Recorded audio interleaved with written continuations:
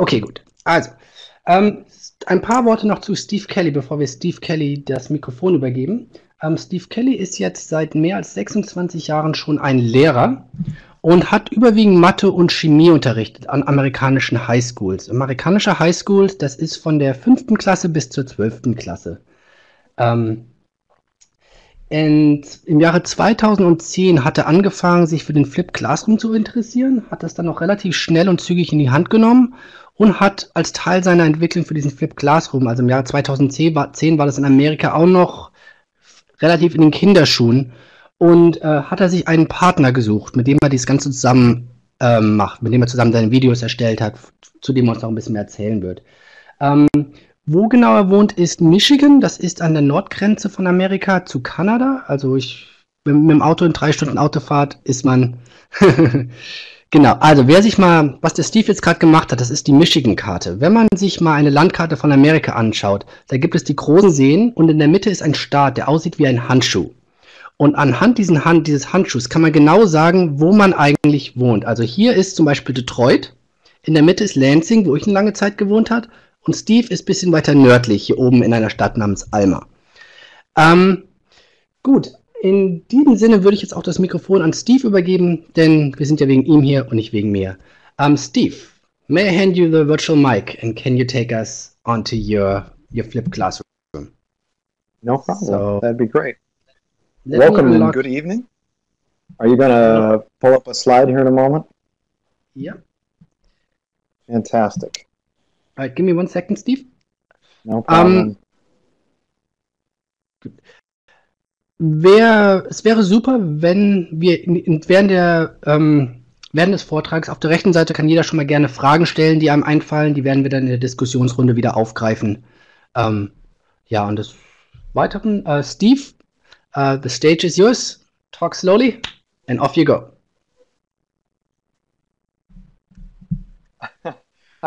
When I get nervous, I tend to talk fast, so I'll try my best. And I have been teaching for 26 years. I am currently teaching at a small college in the middle of Michigan. And in last spring, I retired from public education after 25 years teaching math and chemistry. I have been flipping classes since 2010. Not to talk a whole lot about myself, but I am a national board certified teacher. And in the United States, only 3% of teachers are national board, so I'm a big deal. All right. Well, I give it a disclaimer. How to doesn't have nuts and bolts of video making or where do you post your videos and how do you do those things. We can talk about that in the question and area, but this is how to work with another person and how to, in English we call it collaborating.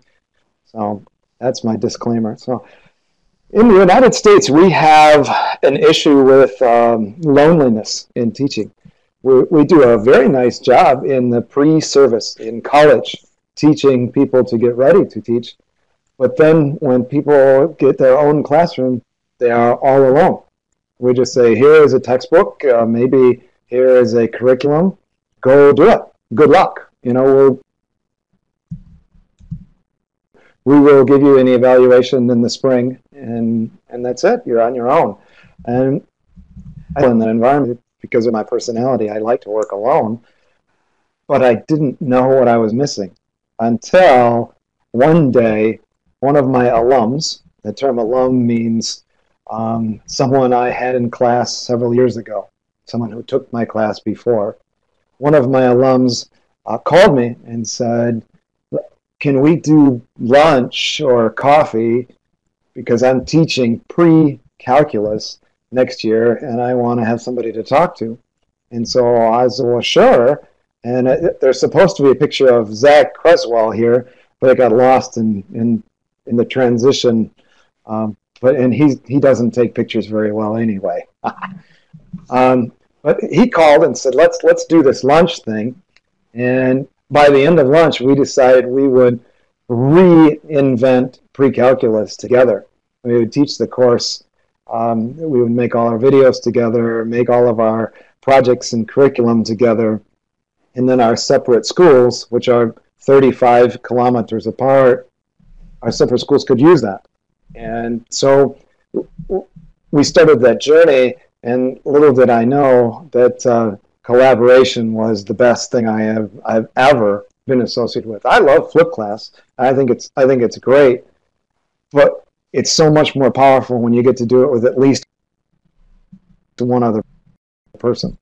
How many people are trying to flip their class worldwide right now, and it's the same class? We're all trying to reinvent the same thing.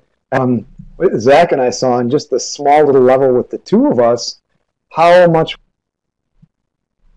we could affect so many more kids. Our original plan was, we'll make this class together so we can cut the work in half. Ha!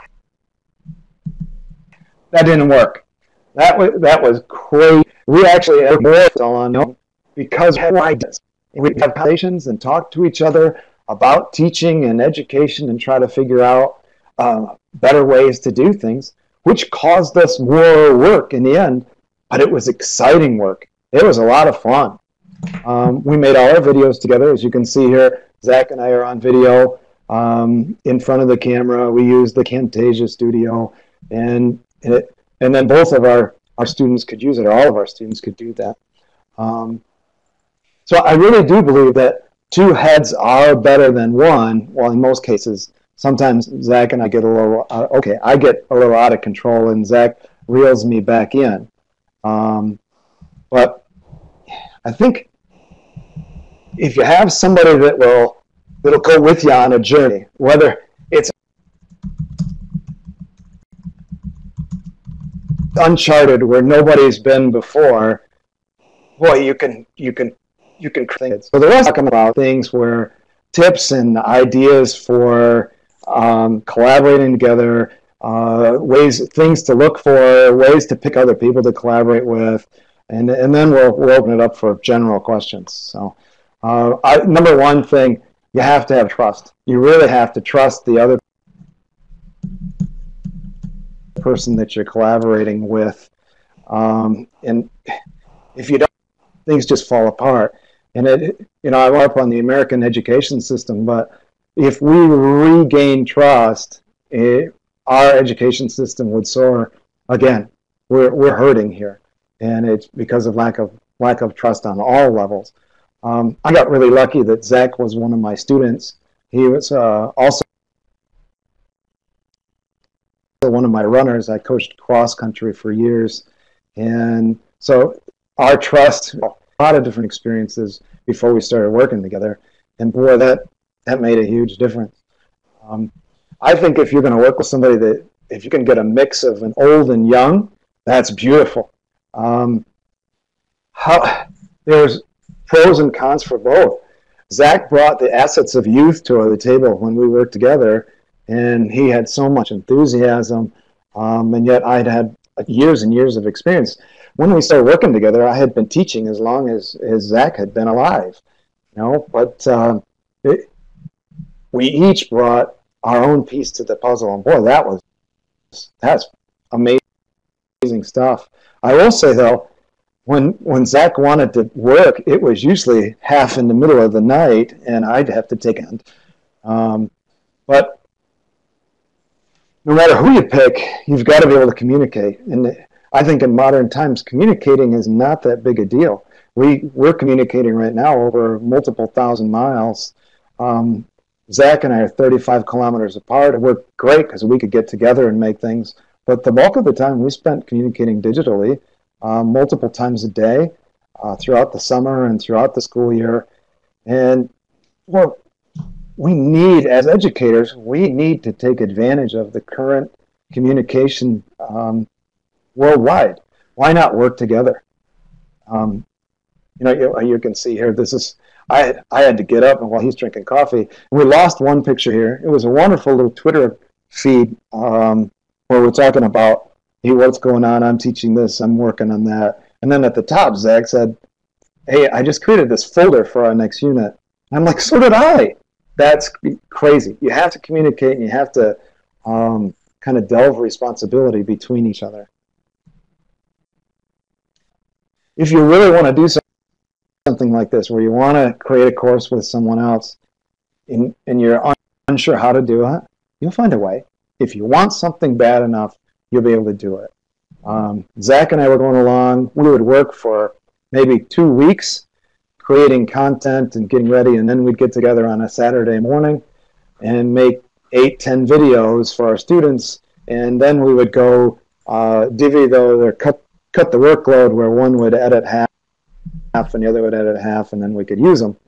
But then his wife had a baby, and the Saturday mornings were no longer, and the middle of the night was no longer available. So we would make videos where I would do my half, and then I'd send in the video. He'd chop it apart and then add his half. So you can see this time he had his sunglasses on. He got all crazy, but you can do it. And I think I could do that with a teacher in New Zealand, which is as far from me as you can get. You just have to get used to time differences. I know 2 teachers that did that in the United States, one on the East Coast and one on the West Coast. And they taught their courses together. And the time difference was just enough. One would send it in the middle of the night, the other would get it in the morning, and edit, and away they go. So if you want to do it, you can. I think it's important that you find somebody that shares the same values and work ethic that you have. If you have to, if you're mandated, if you must collaborate, it's probably not going to work. I think a choice is the key here, and finding somebody who really likes to work as much as you like to work, or likes to communicate at any time of the day, well, that's a bonus. If you can find somebody that'll give you a little tough love. I'm a big thinker and an idea guy, and they're not always good. But Zach could reel me back in and go, dude, that's the worst idea I've ever heard. Sometimes he'd let me just run with them, but we had a lot of fun together. And I think having somebody that'll give you a little tough love is important. Are you with somebody who's willing to take a risk? Are you willing to put your work online so everyone can see it? To me, today is a risk. For me personally, it's not easy to get on here and talk about what I'm doing, because what if you don't like what I'm doing? I know we're half a world apart, but it's uncomfortable. If you have someone that you're collaborating with that's also willing to take a risk, your content will be better. We're zany and crazy. We came up with these characters called Cress and Little, but they came about because we had worked way too many hours alone together, and we couldn't figure out how we were going to introduce our topics. Why are the students going to want to learn this information? So we made these zany, crazy videos, and it was a spoof on an MTV show, but the kids watched them. And at the end of each video, we asked them a driving math question. Here's a question. Will this basketball go in the hoop? Or what's the temperature going to be? I don't know. We came up with some question that we hoped would drive the learning for the next several weeks. And so to the point where then you could finally answer the question. You knew enough information to do it. And these videos we did, it was just, we became known, but we don't really want to be. Whatever, they're fun. All right. I think it's important that you stay connected. You're only as good as your professional learning network. You're only as good as the people you are around. And I've been blessed. I have a great Twitter community. Zach has a phenomenal Twitter community. And why collaborate with only 2 people when the world is out there? I think we can reel in the power of collaboration worldwide if we just start to communicate a little better. And I think you got to be a movie star as well. I mean, Zach and I are beautiful. So that's a little joke there. You can find some of our stuff at this slmprecalc.weebly.com. It's not a very good website, but it has some of our things if you want to see how we do some of the stuff. So at the end, we're doing a lot more Google folders and sharing things with the kids that way. I think I'm open for questions, Anton. Okay. All right. Let's go over to the next page, and I'll join the party.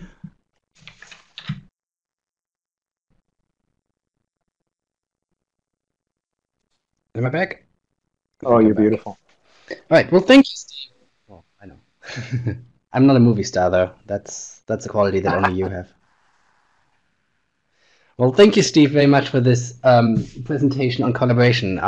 I took a lot of notes because there was a lot of really good stuff in there. And I do have the first question for you. So you said you met Zach in a coffee shop, right? Or coffee or something. We met years before that, but the idea of working together came at a coffee shop, yes. Right. So let's say you are a teacher in the middle of Germany, middle of nowhere, Germany, and you don't know any other people in your area that are flipping. How would you go about finding someone else that you can collaborate with? Number one, I would go with Twitter. Middle of Michigan, it's works the same way. Middle of anywhere. Yeah, I mean, I am, in English we use the term rural. That means we live out in the country. There are very few people around me. If I can find someone to work with, you can certainly find anywhere in the world. And why work with someone right down the road? You know, we have the world at our fingertips. You can work with someone in any country. So I really believe that finding people on Twitter, or you know, go to the Flip conference we're doing in a month and a half, and even if you're a beginner to Flip or a veteran, it's like-minded people all in the same place. Oh, you find someone. What if the person you meet who's really enthusiastic and passionate isn't in the same grade level as you? Can you still collaborate? Oh my gosh, yes. Yeah. I have two teachers I know in Michigan, and one is a high school teacher and one is an elementary teacher. So big grade difference, and they're not even close to each other geographically. You know, they're probably 50 miles apart. They're doing amazing things with kids. And we had a little conversation about some things they could do. So that's one of the things I'm good at is ideas, lots and lots of ideas. But watching them run with it, they're doing great stuff. Did I get what you wanted?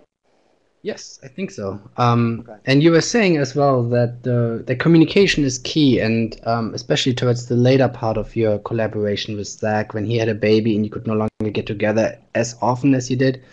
You just moved all the collaboration online, digitally, communicating via Twitter and probably Skype and Facebook and Hangouts and all the tools that are at our disposal nowadays.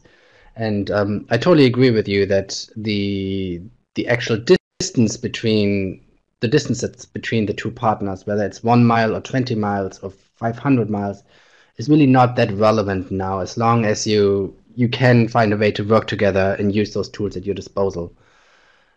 I have a quick comment on that. There isn't one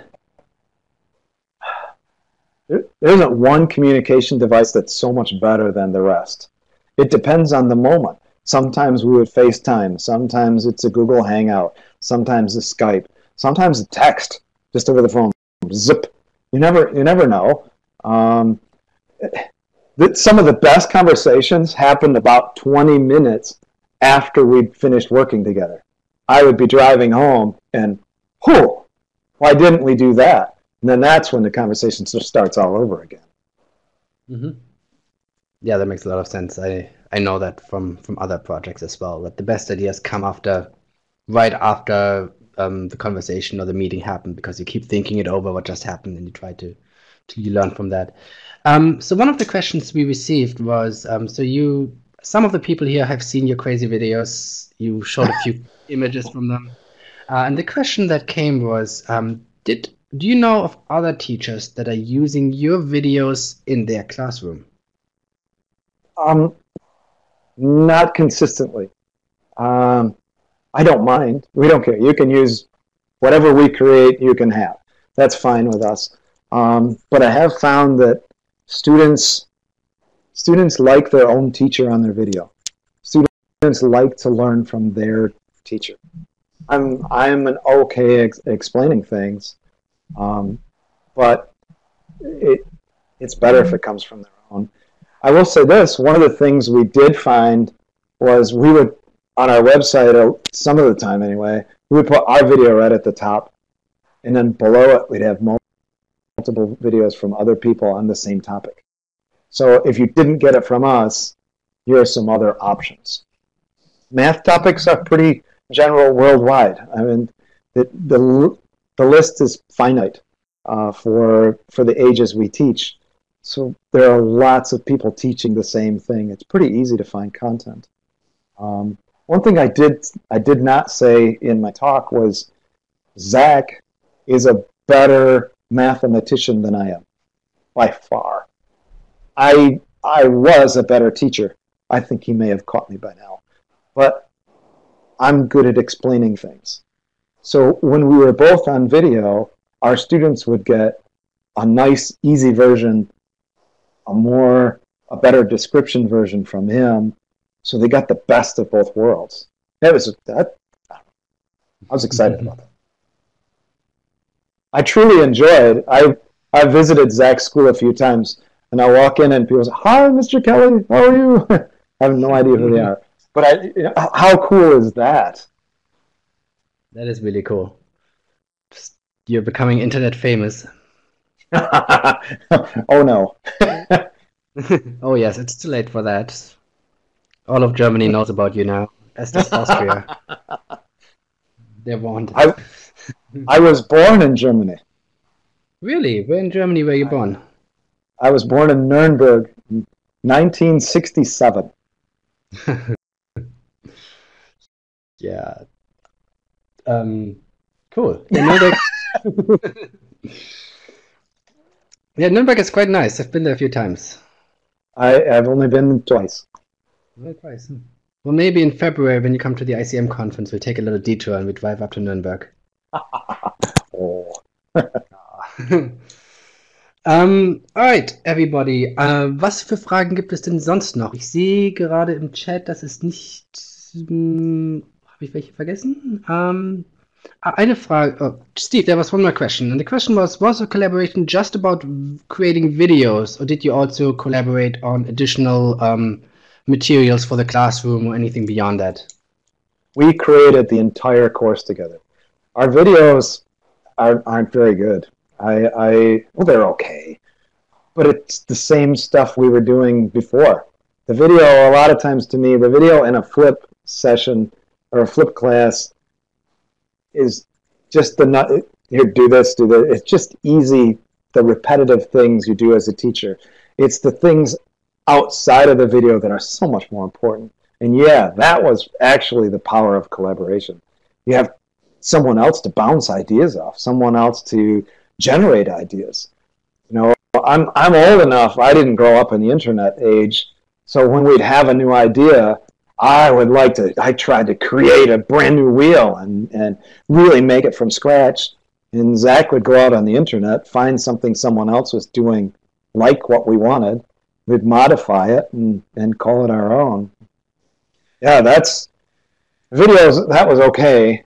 It was all of the other content if you can get someone else to work with you on that, then your course it's much, much better.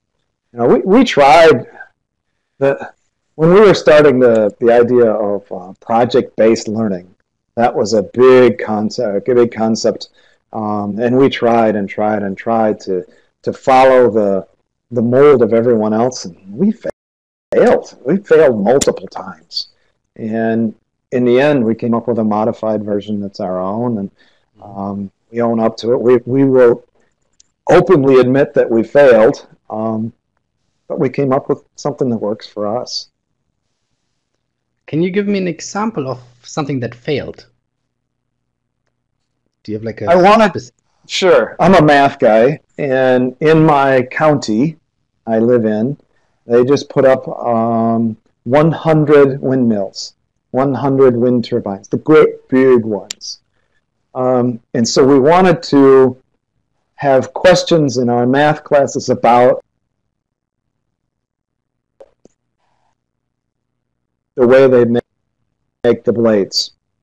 It worked. I was not trained in wind turbines. And so we contacted one of the local companies and contacted them again and again and again for help. Could you help us write some questions? Could you help us do this? No luck. I mean, after 2 months of trying to have wind turbines, we finally threw it out. Now the kids just look at them when they go down the road. But yeah, that's an example. We wanted to have another year. We had these care projects. I can't remember what care stood for now, but we came up with an acronym for. We wanted our students to have some authentic projects that may not fit the class. Help the students see their passion and go for their passion. The students were not that passionate, so there's another failure. I could talk for an hour about how I've failed at life, Anton, if you'd like. I'm quite good at failure.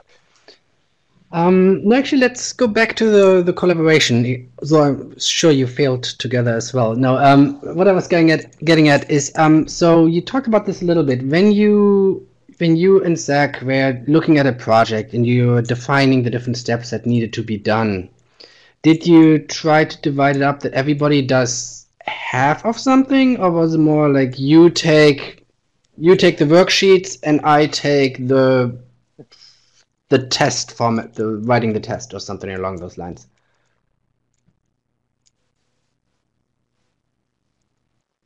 That was the idea when we started, and it didn't work.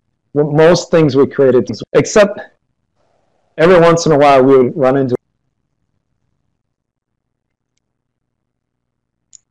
Oh, Steve, I think we're losing you. I'd say, okay, I will create an activity for this activity. And oh, really? You're still there? A little bit. Hello? Hello, yes. Oh. Yeah, the internet is having some hiccups right now. Hello? Okay. Okay, I think we're good. So can you restate the last? There? Yes, you're good. Okay. It's not turning blue, are you sure? Yeah, okay. It's good. All right, can you I lost the question. No, I got it. I got it. So we had, when we first started collaborating, it was he would take half and I would take half out. It ended up being more, if he did part and I did part, but then we would mesh it. That's when we got better, was the mesh. It sounds great. Cut the work. You do half, I'll do half. It's better if you work on things together. And then, you know, sometimes if we're going to make a set of videos, I'll say, I'll make the PowerPoint for this one. You make the PowerPoint for that one. So sure, we'll divide and conquer. But we always looked at it together before it was a finished product. You know, and a lot of our product came about in that first year, and it wasn't, okay, we're going to create this video that's just, we're going to be a YouTube sensation. No, it was more, I need it on Tuesday. Let's get this thing made. But then I would actually say our best work was the third year we worked together on the same course. So we generated the whole class in 1 year. Second year made modifications. Third year found better stuff. We really made some neat things then. We all know that. We're all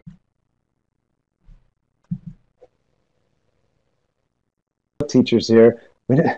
This stuff doesn't just happen. It takes a lot of work and time. It's right the time, that's right.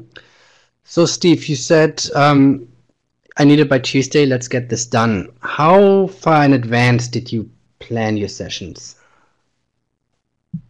Or start working on sessions? Before we needed to teach them? Yeah, so when you and Zach sat down, we were probably for the next month or for the next year. Right. We were probably 2 months ahead when the school year started. But at some point, we were 2 months ahead, but it kept getting far. We weren't always 2 months ahead. At some point, we needed it, and I need this for next week, or I need this for, the fun part was we didn't teach on the same schedule. So Zach always got to try the lesson and try the activity first. And if it failed, I could fix it before I got to do it. So, I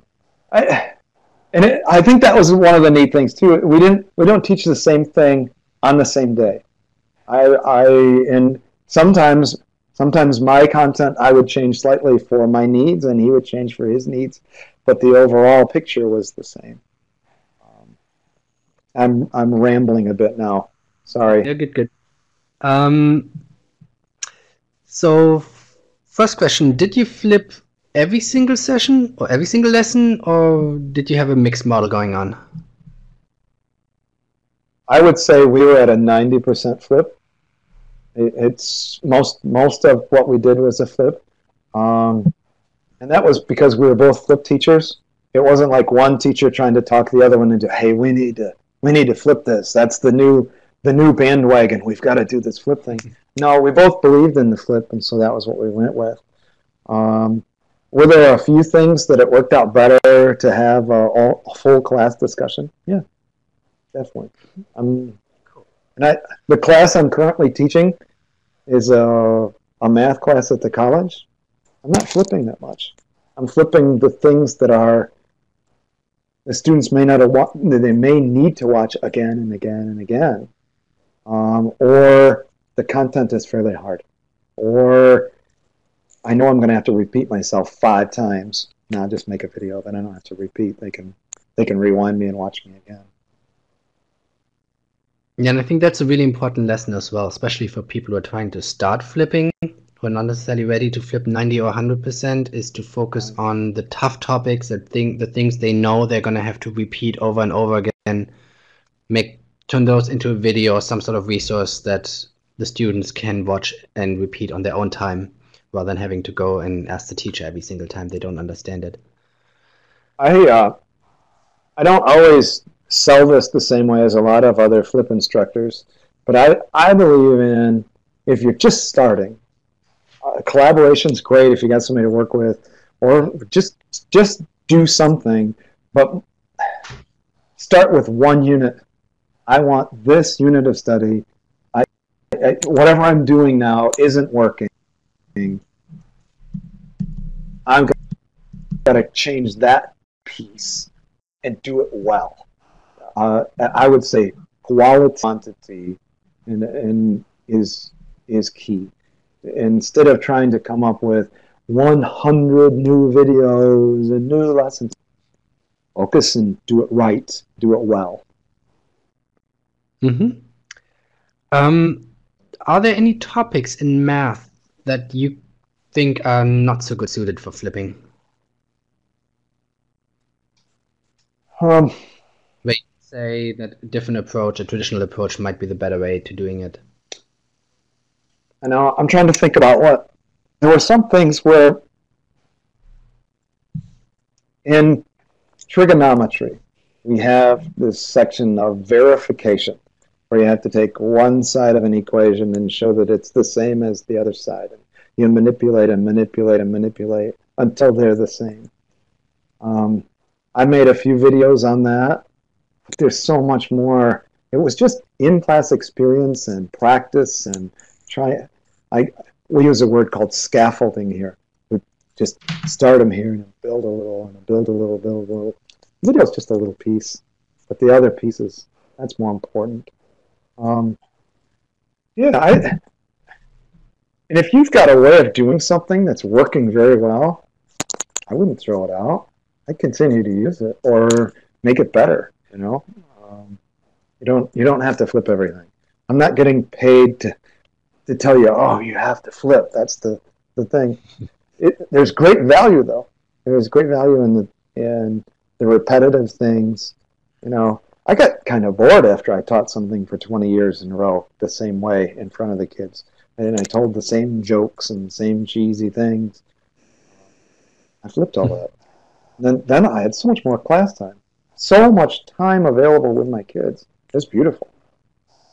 So what did you do in the classroom now that you had so much time? Like, some It depended examples on of, the. yeah. It depends on the day. Sometime we would do traditional homework. You know, the things that are in the textbook, the practice problems. I think that's still important. I'm an old guy. I like repetitive. I like that kind of thing. Other days, it would be a higher level thinking skill. Other days, and part of it might be a discovery. Spend some time discovering and working your way through something. Toward the end of my public school teaching, I was just starting to really develop the idea of reflection. Not just application. Application was great, but students reflecting and blogging and talking about what they're doing. I think that's important. And why does that have to be done at home? Why math? It's insane to send a student home with 50 homework problems that they don't really know how to do. If they can do that in front of me and get the help, I think that's one of the keys to success in Flip. Yeah. I totally agree with you, Steve. Another question we got from Andreas Ott is, did your students get bored of your method of teaching? Did they ever say they wanted, what was the general feedback from students to your way of teaching? My first year, I sold the Flip. I am a good salesman. I'll sell you a used car if you want to. But I sold, this is the new way to teach. This is going to be good for you. I sold it day after day. And I didn't have any feedback problems at all. And then after that, I didn't have to. They just knew this is the way it's going to be. And I'm still quite entertaining on video. I may not look like it here. I look like an old guy here. But I'm goofy. If you make 5 videos in a row, sometimes I would bring 5 different shirts in, so I could change in between, or I'd wear different hats. I'd sing on video. Just anything to get the thing started. It's quite interesting. Sometimes some of the videos go, oh my goodness, but I don't think my kids got bored. No, it's not. I think I'm anything but boring. So what did your colleagues say when all of a sudden you were this guy who made the crazy videos where he's singing and he's wearing 5 different hats and wrestling with his dog in his backyard? I was the wrestling with his dog. I was the old guy on staff. In my school, I was old. I could do just about anything I wanted to do. That sounds crazy, but I didn't get a lot of pushback from other staff members. The only pushback possibly could have gotten was teachers saying, "Oh, it's too much work. The Flip is just too hard. It takes too long. It's a lot of work. You got to really put your heart and soul into it if you want to do it." I've never told anybody the Flip was easy. No, it's a lot of work, but it's the payoff outweighs all the hard work. It's beautiful. Nice. Did you get any feedback from the parents? No pushback. Feedback was all good. It's strange to have parents come in and say, we were watching you on TV the other day. That goes back to that, are you willing to take a risk? Because you're putting yourself out there. Anybody can watch. I had a student say, my uncle is coming to visit this weekend, and he's a math professor at, I can't remember where. That's a little intimidating. You bet. We're going to watch your videos. Ooh, but I believe in what I'm doing. If you find an error in one of my videos, I'd like to know. That's important. Let's fix that. I want my students to have all of the correct knowledge and be able to be successful when they leave me. But no, I think the idea, don't just do something. Tell people why you're doing it. I'm doing this for this reason. I had one class that I did not flip at all. And my calculus class, I did not flip. And it wasn't because of the content.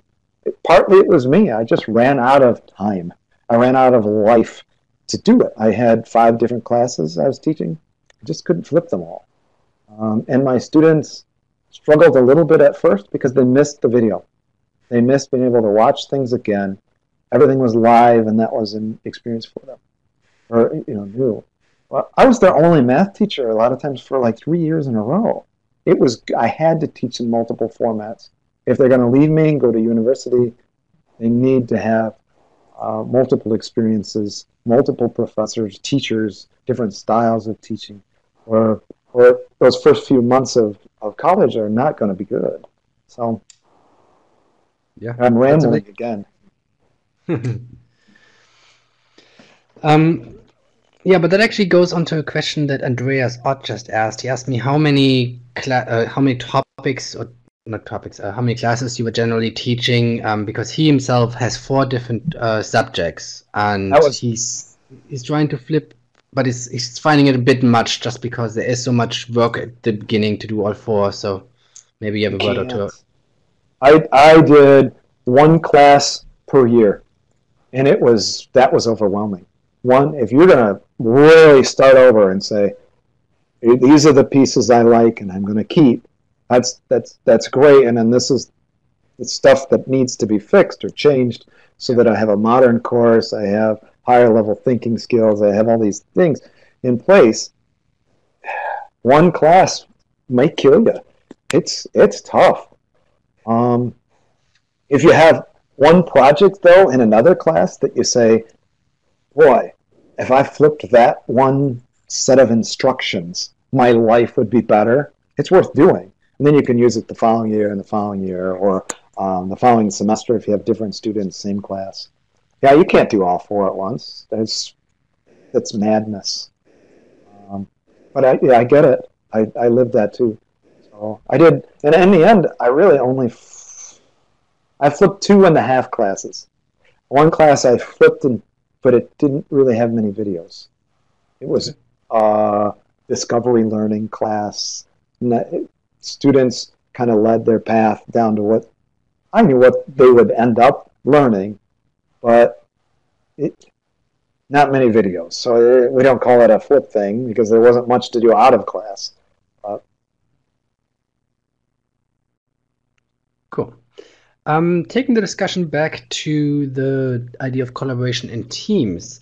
So in the German-speaking area, the flipped classroom community is still rather small, and most people know each other.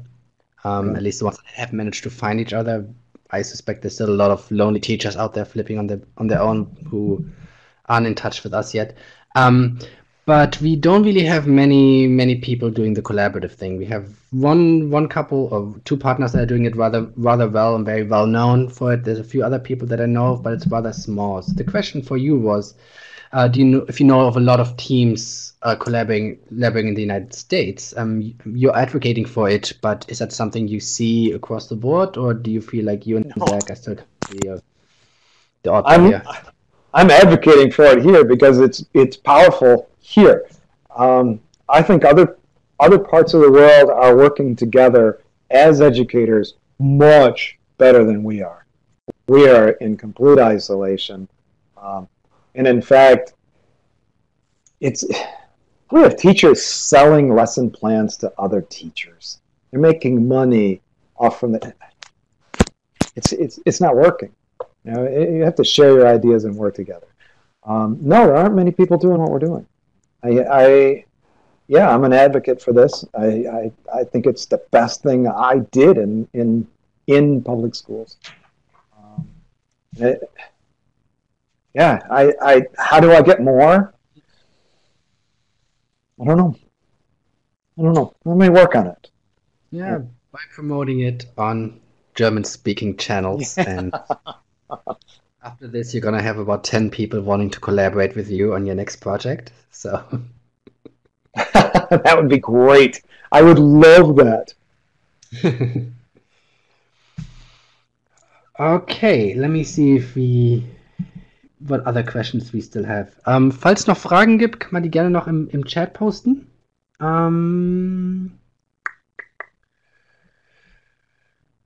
Okay, while I look here, maybe you can Do you have no? You already gave that advice. What do you think is for someone who's trying to start flipping in general, not necessarily collaboratively? What are like the one, two, three pieces of advice you would give them? How to start, where to start, what to keep in mind, what mistakes to avoid. Maybe you have a few things you can pass along. Spend some time thinking before you just start. I spent a lot of time thinking. I got lucky. I took a big road trip when I was learning, when I was deciding to flip, and I had hours and hours to think. And then, excuse me, then once I got started, I still had questions, but some of those you're just going to have to muddy the water and try your best. I,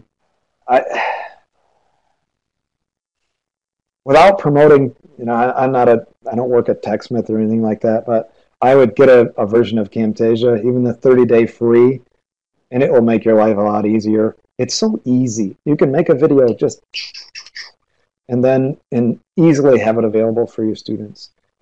In the United States, we have school filters for the internet where our students in a lot of schools can't get to YouTube. Same so YouTube was not an option for me. It would have been beautiful, free, easy to upload, easy to access, but it wasn't an option. So that was when I went with a TechSmith solution for that as well. And I think finding those easy things to work with, that'll make your life a lot easier. And ask someone else. Don't be afraid to ask. How do you do this? Whether you follow their advice or not, that's up to you. But how did you go about making your first video? How did you go about uploading it? Like you ask, how did you go about selling that to parents? Because I'm really worried about parents, the traditional system versus this modern thing. I think you also have to make a massive distinction with parents between flipping and online teaching. And online education, you miss the whole classroom experience. And that's the beauty of flipping. If everything you do is available online, there's no notion or thinking or even just in-class practice where you have people around you and sharing ideas. Boy, it's a much different course. And I dislike that. We are, as flip teachers, are lumped into online instruction. Being learning and flip learning. So part of your course is video and part is not video. That's fine. I think that's great. I think a blend is a beautiful thing. Online, everything,